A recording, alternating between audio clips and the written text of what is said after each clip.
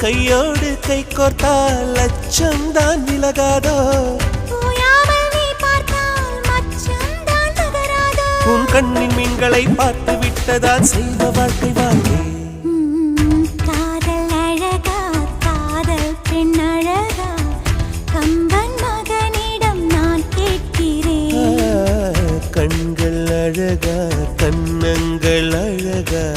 கவிதை எழு